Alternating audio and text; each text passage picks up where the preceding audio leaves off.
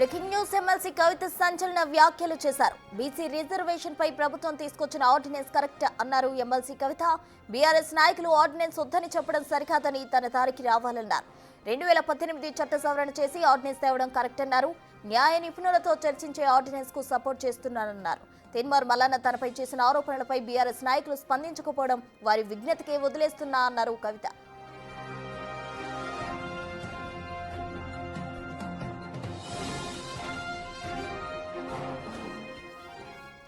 MLC కవిత సంచలన వ్యాఖ్యలు చేశారు. బీసీ రిజర్వేషన్ పై ప్రభుత్వం తీసుకొచ్చిన ఆర్డినెన్స్ కరెక్టే అంటూ సంచలనం రేపారు కవిత. బీసీ రిజర్వేషన్ పై ప్రభుత్వం తీసుకొచ్చిన ఆర్డినెన్స్ కు సమర్థిస్తున్నామంటూ కూడా చెప్పారు. అటు బీఆర్ఎస్ దాన్ని సమర్థించకపోవడం వారి విజ్ఞతకే వదిలేస్తున్నా అంటూ కూడా చెప్పడం జరిగింది. మరోవైపు తీన్మార్ మల్లన్న తనపై చేసిన వ్యాఖ్యలకు సంబంధించి బీఆర్ఎస్ స్పందించకపోవడం వారి విజ్ఞతకే వదిలేస్తున్నా అంటూ కూడా కవిత సంచలన వ్యాఖ్యలు చేశారు. ఎమ్మెల్సీ కవిత బీసీ రిజర్వేషన్ కు సంబంధించి ప్రభుత్వం తెచ్చిన ఆర్డినెన్స్ కు ఫుల్ సపోర్ట్ ఇస్తున్నట్టు ఆమె కరెక్టే అంటూ కూడా వ్యాఖ్యానించడం జరిగింది.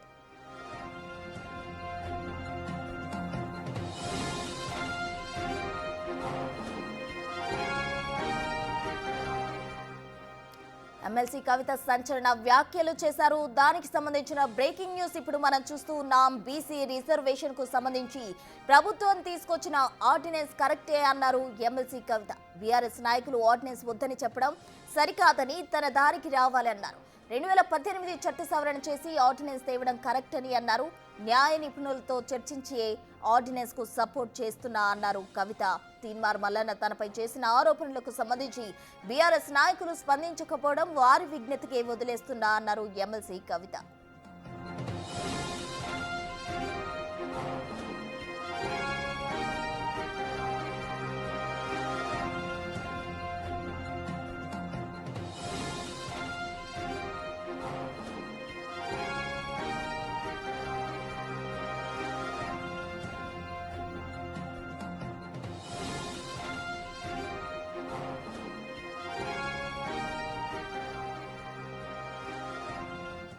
మోర్ డీటెయిల్స్ మా అసోసియేట్ ఇన్పుటేటర్ నగేష్ లైవ్ లో అందించేందుకు సిద్ధంగా ఉన్నారు. నగేష్, కవిత కొద్దిసేపటి క్రితం ప్రెస్ మీట్ నిర్వహించింది. బనకచెర్ల పైన ఇద్దరు ముఖ్యమంత్రులు వ్యవహరించిన తీరుపైన తీవ్ర విమర్శలు గుప్పించింది. కానీ కాసేపటికి చిట్ చాట్లో సంచలన వ్యాఖ్యల్ని కవిత చెప్పిన పరిస్థితి. డైరెక్ట్గానే బీఆర్ఎస్ పార్టీని అటాక్ చేసింది. బీఆర్ఎస్ పార్టీలో ఎమ్మెల్సీగా ఉన్న కవిత తన పార్టీలో వాళ్ళు తన దగ్గరికి రావాల్సిందే, 4 రోజులు ఆగితే వాళ్ళందరూ నా దగ్గరికి వస్తారని చెప్పి కూడా డైరెక్ట్ అటాక్ చేస్తూ మాట్లాడింది.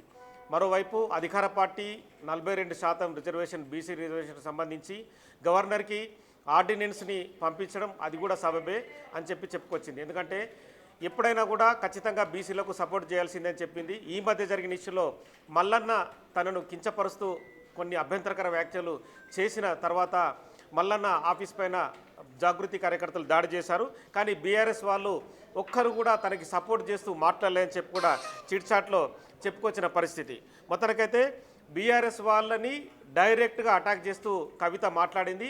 నిన్న కూడా తెలంగాణ బొగ్గుగని కార్మిక సంఘానికి సంబంధించి రాజిరెడ్డిని, మాజీ మంత్రి కొప్పులీశ్వర్ని, అలాగే తెలంగాణ బొగ్గుగని కార్మిక సంఘం నేతల్ని అంటే ఇల్లందు కానీ, భూపాల్పల్లి కానీ, రామగుండం, గోదావరి ఆ ప్రాంతం నుంచి వచ్చిన నేతలతోని కేటీఆర్ మాట్లాడడం, కేటీఆర్ ఇన్ఛార్జ్గా కొప్పులీశ్వర్ని ప్రకటించడంతో కూడా అంటే కవితకు కనీస సమాచారం ఇవ్వలేదని తెలుస్తుంది.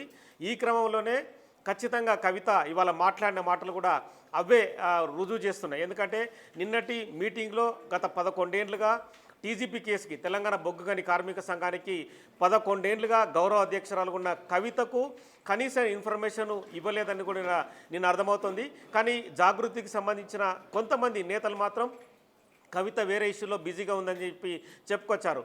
మరోవైపు టీజీపీ కేసు సంబంధించిన అధ్యక్షుడు ఉన్న రాజిరెడ్డి కూడా కవిత సంబంధించి ఎలాంటి నిర్ణయం జరగలేదు, కేవలం ఇన్ఛార్జ్గానే కొప్పులీశ్వర్ను ప్రకటించమని చెప్పారు. కానీ ఈ వ్యవహారాలన్నీ చూస్తే కవితను మెల్లమెల్లగా బీఆర్ఎస్ పార్టీ నుంచి బయటకు పంపించేందుకే రకరకాలుగా ఏర్పాట్లు జరుగుతున్నాయనేది అనుకోవచ్చు. ఎందుకంటే తెలంగాణ బొగ్గుగని కార్మిక సంఘాన్ని తన భుజాన్న వేసుకొని 11 ఏళ్ల పాటు అవిశ్రాంత పోరాటం చేసిన కవితను పక్కన పెట్టి మాజీ మంత్రిగా ఉన్న, మాజీ కార్మికుడిగా ఉన్న కొప్పులీశ్వర్ని ఇన్ఛార్జ్గా ప్రకటించడం అనేది మేజర్ ఇష్యూగా అని చెప్పుకోవచ్చు. సో నిన్న జరిగిన పార్టీకి సంబంధించిన జరిగిన డెవలప్మెంట్ తర్వాత కవిత నేరుగానే బీఆర్ఎస్ పార్టీ పైన అటాక్ దిగుతుందని చెప్పి ఖచ్చితంగా అనుకోవచ్చు. బీఆర్ఎస్ వాళ్ళే నా దారికి వస్తారని చెప్పుకొస్తుంది. 4 రోజుల టైం ఆగితే వాళ్ళే ఖచ్చితంగా తన దారికి వస్తారని చెప్పుకొస్తుంది. 2018 చట్ట సవరణ చేసే ఆర్డినెన్స్ తేవడం అనేది కూడా ఖచ్చితంగా సబబే అని చెప్పి కూడా అధికార పార్టీ కాంగ్రెస్కి సపోర్ట్ చేస్తూ మాట్లాడింది. న్యాయ నిపుణులతో చర్చించిన తర్వాతనే ఆర్డినెన్స్కు సపోర్ట్ చేశాను. మరి బీఆర్ఎస్ పార్టీ వాళ్ళు కనీసం వాళ్ళు అంటే న్యాయ నిపుణులతో చర్చించలేదు. వాళ్ళు కేవలం సంబంధించి అధికార పార్టీ పైన విమర్శలకే వాళ్ళు ఉన్నారని చెప్పుకొచ్చింది. చిట్చాట్లో ఇంకా బీసీ రిజర్వేషన్లకు సంబంధించిన కూడా మొత్తం ఓవరాల్ ఇష్యూలో కూడా ప్రభుత్వం చేస్తున్నది కరెక్ట్ అని చెప్పి వాళ్ళకు సపోర్ట్గానే మాట్లాడింది. ఇక కొంత అంటే తాను సంబంధించిన మల్లన్న చేసిన కామెంట్స్ కానీ మిగతా విషయాలపైన కూడా క్లియర్గా కవిత తన స్టాండ్ని చెప్పింది. మిగతా ఏదైతే 2 బిల్లులు పెట్టాలని చెప్పి కూడా తను మొదట డిమాండ్ చేశానని చెప్పుకొచ్చింది. సో మొత్తానికైతే నిన్న తెలంగాణ బొగ్గు కానీ కార్మిక సంఘం ఇష్యూలో కావచ్చు, ఇవాళ జరుగుతున్న చిట్ చాట్ని బేరీజ్ వేసుకుంటే కనుక ఖచ్చితంగా తన సొంత పార్టీ పైనే అటాక్కి దిగుతోంది.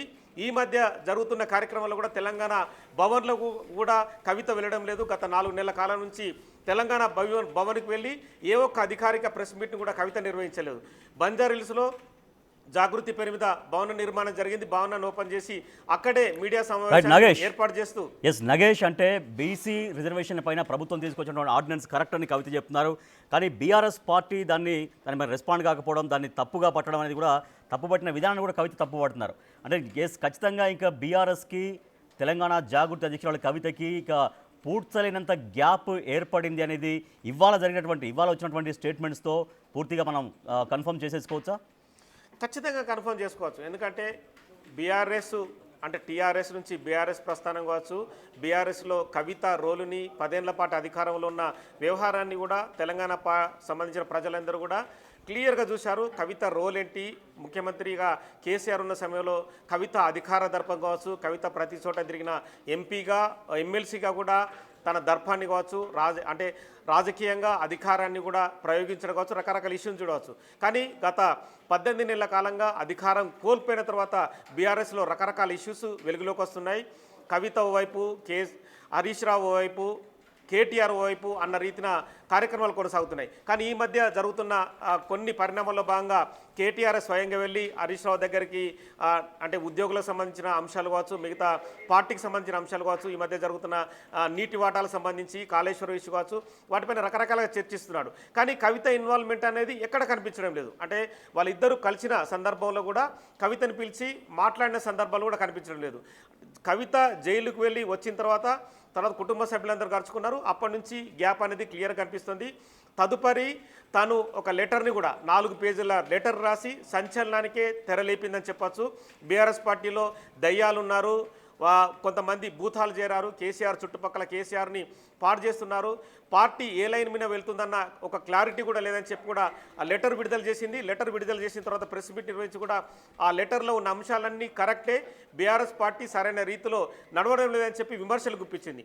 అప్పటి నుంచి కవిత, కేటీఆర్, హరీష్ ఎక్కడ కూడా కలిసిన సందర్భాన్ని నాగేష్ అంటే కేవలం పార్టీకి కొన్ని సూచనలు చేశాను అనేది కవిత తర్వాత చెప్పుకొచ్చారు. అంటే పార్టీని వ్యతిరేకించినట్టుగా కాదు, పార్టీలో కొన్ని ఇష్యూస్ని నేను రేజ్ చేశాను అనేది కవిత అప్పుడు చెప్పుకుంటూ వచ్చిన పరిస్థితి.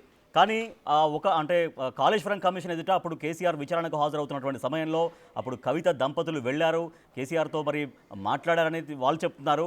కానీ మాట్లాడలేదనేటువంటి ఒక వార్తలు కూడా మీడియాలో బాగా సర్క్యులేట్ అయినాయి. కానీ కాళేశ్వరం కమిషన్ విచారణకి వెళ్తున్నప్పుడు కూడా కవిత వెళ్ళారు. అంటే బీఆర్ఎస్కి పూర్తిగా కటీఫ్ చెప్పినట్టుగా, అంటే బీఆర్ఎస్ నుంచి పూర్తిగా దూరంగా పోకుండా అంటిముట్టినట్టుగా కవిత వ్యవహారం కనిపిస్తుంది గత కొద్ది రోజుల నుంచి. ఖచ్చితంగా అంటే కొన్ని అంశాలు మనం గమనించవచ్చు. కేటీఆర్కి నోటీసులు ఇచ్చిన సందర్భంలో, ఏసీబీ ముందు హాజరైన సందర్భంలోనూ 2 సార్లు కవిత ట్వీట్ చేసింది. అంటే అధికార పార్టీ నేతలు, నాయకులు కక్ష సాధింపు ధోరణితోనే ఏసీబీకి కేటీఆర్ను పిలుస్తున్నారని చెప్పి 2 సార్లు చేసింది.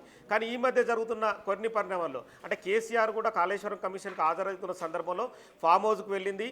ఒక విజువల్ కూడా బయటకు వచ్చిన సందర్భంలో మనం చూడొచ్చు. కేసీఆర్ పార్టీ నేతలతో మాట్లాడుతున్నాడు, కవిత దూరం నుంచి గమనిస్తుంది. అక్కడ కేటీఆర్ అయితే కనిపించలేదు. కేటీఆర్ మాత్రం తను ఆ కాళేశ్వర కమిషన్ బీఆర్కే భవన్కి బయట ఉన్నాడు, వచ్చాడు. హరీష్ రావు మాత్రం కేసీఆర్తో పాటు లోపలికి వెళ్ళాడు, కానీ వాళ్ళందరినీ అనుమతించలేదు. కేసీఆర్ విచారణ సందర్భం కూడా హరీష్ రావు పక్క ఉన్నాడు. కవిత కూడా బీఆర్కే భవన్కి వచ్చింది, కానీ లోపలికి వెళ్ళలేదు. కాసేపు అక్కడ వేచి చూసి తదుపరి తను మళ్ళీ ఇంటికి వెళ్ళిన పరిస్థితి. ఇక్కడ పరిణామాలు గమనిస్తే మల్లన్న ఆఫీస్ పైన దాడి సందర్భంలో మల్లన్న అంతకు ముందు రోజు కవితకు సంబంధించిన ఇష్యూలో మాట్లాడారు. కంచం మంచం అనే 2 మాటల సందర్భంలో కూడా కేటీఆర్ కానీ హరీష్ కానీ బీఆర్ఎస్ పార్టీలో ఉన్న ఇంకా ముఖ్య నేతలు ఎవరు కూడా కవితకు సంబంధించిన అంశంలో ఖండించడం, మల్లన్న చేసిన వ్యాఖ్యలు అది సందర్భిచితంగా లేవు, అలాంటి మాటలు మాట్లాడకూడదని చెప్పి వాళ్ళు డైరెక్ట్గా ఎక్కడ మాట్లాడలేదు. మొత్తం తెలంగాణ రాష్ట్ర వ్యాప్తంగా కూడా 33 జిల్లాల నుంచి నేతలు కూడా కవితకు సంబంధించిన అంశంలో ఖచ్చితంగా ఒక మహిళ పైన ఇలాంటి వ్యాఖ్యలు చేయడం సరికాదు, ఖచ్చితంగా కేసులు నమోదు చేయాల్సిందే, మల్లన్న నీ ఖచ్చితంగా అడ్డుకోవాల్సిందని చెప్పిన విషయాన్ని కూడా ఎక్కడ ప్రస్తావించలేదు. జాగృతికి సంబంధించిన కొంతమంది వ్యక్తులు మల్లన్న ఆఫీస్ పైన అటాక్ చేశారు, తదుపరి కాల్పులు జరిగాయి. ఆ అంశం పైన కూడా బీఆర్ఎస్ పార్టీ అఫీషియల్గా ఎక్కడ స్పందించలేదు. దానికి సంబంధించి కూడా అంటే మల్లన్న ఆఫీస్ పైన దాడి, కవిత పైన మాట్లాడిన అంశాలపైన కూడా కాంగ్రెస్ పార్టీకి చెందిన మంత్రులు పొన్నం ప్రభాకర్ కానీ బీసీ మంత్రులు అంటే వాకిటి శ్రీయార్ కానీ వీళ్ళు ఖచ్చితంగా మల్లన్న మాట్లాడిన మాటల్ని కూడా వాళ్ళు ఖండించారు. నెక్స్ట్ సేమ్ టైంలో కూడా మల్లన్న ఆఫీస్ పైన దాడి జరగడాన్ని కూడా ఖండించారు. సో ఈ అంశాలన్నిటిపైన అధికారం కోల్పోయిన పార్టీ ఖచ్చితంగా స్పందించాల్సిన అవసరం కనిపిస్తుంది. సో ఇవన్నీ విషయాలను కూడా ఖచ్చితంగా చిట్ చాట్లోనే ఆమె డైరెక్ట్గా నేరుగానే స్పందించింది అనుకోవచ్చు. ఖచ్చితంగా బీఆర్ఎస్ పార్టీ తనను సపోర్ట్ చేయకుండా మల్లన్న పైన దాడి చేయకుండా అయితే కొంత గ్యాప్ కొంతకాలం నుంచి కవిత వర్సెస్ బీఆర్ఎస్ అనేది చర్చ విపరీతంగా సాగుతుంది పొలిటికల్ సర్కిల్స్లో. అయితే మొన్న మల్లన్న ఒక సామెత రూపంలో చెప్పినటువంటి ఆ కామెంట్స్ పట్ల కవిత ఆశించింది, అట్లీస్ట్ ఆశించి ఉంటుందా, బీఆర్ఎస్ పార్టీ బాగా రియాక్ట్ అవుతుందేమో, ఇంత స్థాయిలో డైరెక్ట్గా మాట్లాడితే, ఇంటి ఆడబిడ్డ తనపై మాట్లాడితే బీఆర్ఎస్ అగ్రనాయకత్వం మొదలుకొని బీఆర్ఎస్లో ముఖ్య నాయకులు మొత్తం చాలా తీవ్రంగా స్పందిస్తారేమో, రియాక్ట్ అవుతారేమోనని కవిత ఎదురు చూసినట్టుగా అనిపిస్తోందా? ఖచ్చితంగా అనిపిస్తుంది. కవిత బీఆర్ఎస్లో ఎమ్మెల్సీగా ఉంది, ఒక ఎంపీగా 11 ఏళ్ల పాటు వివిధ నాయకులతో సత్సంబంధం నడిచింది. ప్రతి జిల్లాకు వెళ్ళినా కూడా ముఖ్యమంత్రి కూతురుగా కవితకు రెడ్ కార్పెట్ పరిచి నాయకులు స్వాగతాలు పలికారు. కానీ ఈరోజు జరుగుతున్న పరిణామాల విషయంలో ఖచ్చితంగా కవిత మనస్తాపం చెందినట్టుగా అనిపిస్తుంది. తన అన్న కేటీఆర్ కావచ్చు, తన పావ మాజీ మంత్రి హరీష్ కావచ్చు, తన తండ్రి మాజీ ముఖ్యమంత్రి కేసీఆర్ కావచ్చు, ఎవరి నుంచి కూడా పత్రికా ప్రకటన కావచ్చు, ప్రెస్ మీట్ ముందు మీడియా ముందుకు వచ్చి ఖచ్చితంగా మల్లన్న చేసిన వ్యాఖ్యలు ఖచ్చితంగా అవి సరిగా లేవు, మహిళ పైన కంచం మంచం అనే పదాల మాటలు మాట్లాడడం కూడా సరికాదన్న విషయాన్ని కూడా ఖండించడం కావచ్చు. ఇవన్నిటిపైన కూడా ఎక్కడ కూడా వాళ్ళ నుంచి ఆ పార్టీ నుంచి కానీ పార్టీ నేతల నుంచి కానీ పార్టీ ముఖ్య అధికార ప్రతినిధుల నుంచి కానీ ఎక్కడ ఒక్క మాట రాలేదు.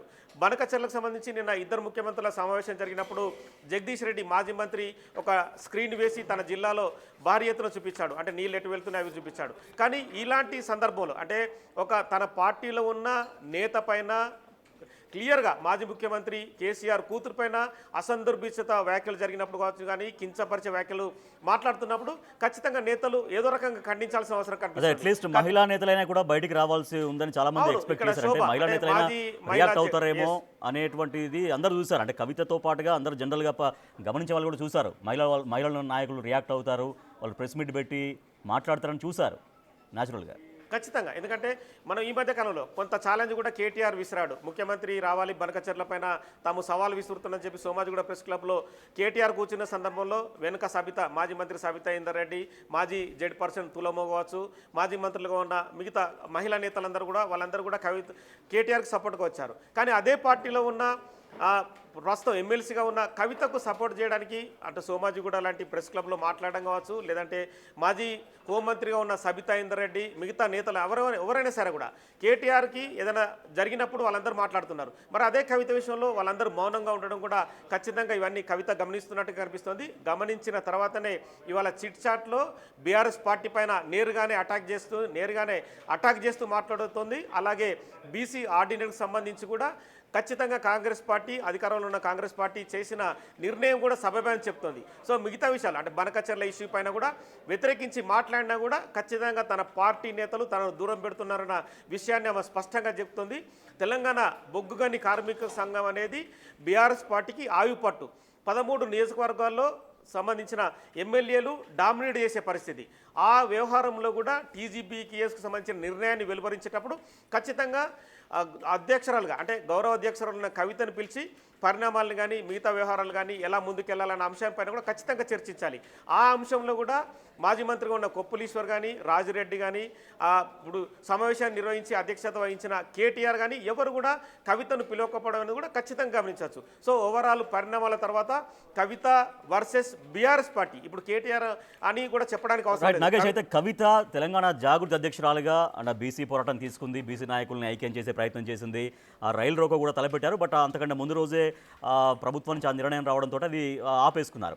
సో అంటే ఇప్పుడు బీఆర్ఎస్ ఎమ్మెల్సీగా రియాక్ట్ అయ్యారా అనేది కాదు, జనరల్గా బీసీ నాయకుల్ని ఏకం చేసేటువంటి ఒక ఉద్యమం తీసుకున్నారు కాబట్టి తెలంగాణ జాగృతి అధ్యక్షురాలుగా రియాక్ట్ అయితే సో ఆటోమేటిక్గా బీఆర్ఎస్ ఎమ్మెల్సీగా ఉన్నారు. సో మరి ఈ వైఖరి ఇప్పుడు కవిత ప్రకటిస్తున్నటువంటి ఈ వైఖరి బీఆర్ఎస్ పార్టీకి ఎంత నష్టం చేకూర్చే అవకాశం కనపడుతుంది? ఖచ్చితంగా అంటే తెలంగాణకు సంబంధించిన ప్రజలు ప్రతి అంశాన్ని ఖచ్చితంగా గమనిస్తుంటారు. బీఆర్ఎస్ పార్టీ అంటే ముందు టీఆర్ఎస్ పార్టీగా తెలంగాణ రాష్ట్రాన్ని తాము సాధించామని చెప్పుకున్న క్రమంలో కూడా అలా కుటుంబ పాత్ర మిగతా అంశాలను కూడా ఖచ్చితంగా గమనిస్తారు. ఈ మధ్య కాలంలో ఇందిరా పార్కు దగ్గర జరిగిన బీసీల సంబంధించిన ఒక భారీ ధర్నా కూడా జరిగింది. అందులో శ్రీనివాస్ గౌడ్ కానీ మిగతా బీసీ నేతలు బీఆర్ఎస్ పార్టీకి సంబంధించిన ముఖ్యులందరూ హాజరయ్యారు. కానీ అదే బీసీలకు సంబంధించి పోరాటం చేస్తున్న కవితను ఇన్వాల్వ్మెంట్ కూడా అక్కడ చేయలేదు. ఎందుకంటే ఇది ఖచ్చితంగా గమనించదగ్గ అంశం. సో ఇవన్నీ పరిణామాలను కూడా కవిత తాను గమనిస్తుంది. తనకు ఎక్కడ కూడా బీఆర్ఎస్ పార్టీకి సంబంధించిన పార్టీ కార్యక్రమాలు కానీ టీజీబీ కేసు కానీ మిగతా బీసీలకు సంబంధించిన అంశంలో పోరాటంలో కానీ ఎక్కడ ఆహ్వానాన్ని అందకపోవడం అనేది కవితను మనస్తాపానికి గురి చేస్తుంది. కవిత కూడా నేరుగానే నేనే ఎదుర్కొంటాను, ఖచ్చితంగా అది బీఆర్ఎస్ పార్టీ అయినా కాంగ్రెస్ అయినా బీజేపీ అయినా ఎవరైనా సరే నేను ఒక్కదాన్నే బరిలోకి దిగుతానన్న మాటల్ని ఇప్పుడున్న చిట్చాట్లో జరిగే ఆమె మాటలను బట్టి కూడా ఖచ్చితంగా అర్థమవుతుంది. అందుకే ఇప్పుడు కేటీఆర్ వర్సెస్ కవిత అనుకోవడానికి జరుగుతున్న పరిణామాల్ని మనం వీల్లేదు. బీఆర్ఎస్ పార్టీ వర్సెస్ కవిత అనేది కూడా మారిపోయింది. ఎందుకంటే టీజీబీ కేసు నుంచి కూడా కవితను మెల్లగా తప్పించే ప్రయత్నం జరిగింది కాబట్టి ఇక నుంచి బీఆర్ఎస్ వర్సెస్ కవిత అనేది కూడా మనం ఖచ్చితంగా చెప్పడానికైతే అవకాశం ఉంది. అయితే ఇప్పుడు ఎమ్మెల్సీ కవిత చేసినటువంటి ఈ కామెంట్స్ అంటే ఇప్పుడు మొన్నటిదాకంటే మల్లన్న విషయంలో పార్టీ నాయకులు రియాక్ట్ కాకపోవడం చూసాం. సో ఆమె కూడా చాలా మనస్తాపం చెందినట్టుగానే మనకు తెలుస్తుంది. అయితే అట్లీస్ట్ ఇప్పుడు ఈ కామెంట్స్ అయితే ఇప్పుడు ఆ వైఖరి ఏదైతే ప్రకటించారో ఆర్డినెన్స్ వెల్కమ్ చేస్తూ ప్రకటన చేశారు కవిత, అట్లీస్ట్ ఈ కామెంట్స్ పట్లనైనా బీఆర్ఎస్ నుంచి రియాక్షన్స్ వస్తాయనుకుంటారు. మల్లన్న విషయం వదిలిపెడదాం, కానీ అట్లీస్ట్ దీన్ని ఒక పొలిటికల్గా ఇప్పుడు ఉన్నటువంటి ఈ వ్యవహారంలో కవిత చేసిన కామెంట్స్ బీసీ రిజర్వేషన్ సంబంధించి ఆర్డినెన్స్ సంబంధించి ఆ కామెంట్స్ పైన బీఆర్ఎస్ అయినా రియాక్ట్ అయ్యే అవకాశం ఉంటుందా? బీఆర్ఎస్ పార్టీ ఎంతసేపటికి కాంగ్రెస్ అధికార పార్టీగా ఉన్న కాంగ్రెస్ ప్రభుత్వం పైన విమర్శలు చేస్తుంది. కానీ పార్టీలో ఇన్సైడ్ కొన్ని పరిణామాలను మనకు తెలుస్తున్న ప్రకారం కవిత ఏం మాట్లాడినా కూడా మీరెవరు రియాక్ట్ కాకూడదు, కవిత ఎలాంటి మాటలు మాట్లాడినా చిట్చాట్ చేపట్టినా మిగతా అంశాలు మాట్లాడినా కూడా బీఆర్ఎస్ సంబంధించిన నేతలు ఎవ్వరు కూడా మాట్లాడకూడదు, మీడియా ముందు అసలే మాట్లాడకూడదు, చిట్చాట్కి సంబంధించిన అంశాలను కూడా ఎక్కడ కూడా ప్రస్తావించకూడదని చెప్పి కూడా పార్టీ వర్కింగ్ ప్రెసిడెంట్గా ఉన్న కేటీఆర్ వాళ్ళందరికీ కరాఖండిగా చెప్పినట్టుగా సమాచారం. ఈ క్రమంలోనే మల్లన్న ఇష్యూ కానీ మిగతా అంశాలు కానీ బీసీల పోరాటం కానీ ఏ ఇష్యూని కూడా కవిత చేపట్టినా ఎవ్వరు కూడా స్పందించకూడదనే ఆదేశాలతోనే నేతలు ఎవరు కూడా కింది స్థాయి నేతలు ఎవరు కూడా స్పందించడం లేదు. మంచిర్యాలకు వెళ్ళినా మిగతా ఏ జిల్లాలకు వెళ్ళినా కవిత ఎక్కడ కూడా వెళ్ళినా కూడా కేవలం జాగృతి నాయకులే కవిత వెంబడి ఉంటున్నారు. బీఆర్ఎస్ సంబంధించిన నేతలు కానీ మిగతా సంబంధించిన కింది స్థాయి కార్యకర్తలు కానీ ఎవరు కూడా కవిత వెంట వెళ్ళడం లేదు. బీఆర్ఎస్ పార్టీ జెండాలు కానీ ఎవి కూడా కనిపించడం లేదు. సో మొత్తానికైతే ఈ ఇష్యూలో కూడా బీఆర్ఎస్ పార్టీ మళ్ళీ నెక్స్ట్ లెవెల్లో కూడా మళ్ళీ మౌనం వహించే అవకాశమే స్పష్టంగా కనిపిస్తుంది. ఏం మాట్లాడినా కూడా అది కవిత సొంతంగా మాట్లాడింది, కవితకు సంబంధించిన అంశాన్ని పార్టీకి రుద్దకూడదన్న రీతిలోనే మళ్ళీ బీఆర్ఎస్ పార్టీ నెక్స్ట్ కూడా మౌనంగా వహించే అవకాశం అయితే కనిపిస్తుంది. Right, thank you Nagesh. ఇక బీఆర్ఎస్ వర్సెస్ ఎమ్మెల్సీ కవితగా మారిపోయింది రాజకీయాలను చాలా క్లియర్గా మనకు తెలుస్తోంది. ఎందుకంటే ఒక బీసీ రిజర్వేషన్ పైన ప్రభుత్వం ఆర్డినెన్స్ తీసుకొస్తే ఆ ఆర్డినెన్స్నేమో బీఆర్ఎస్ పార్టీ తప్పుపడుతోంది.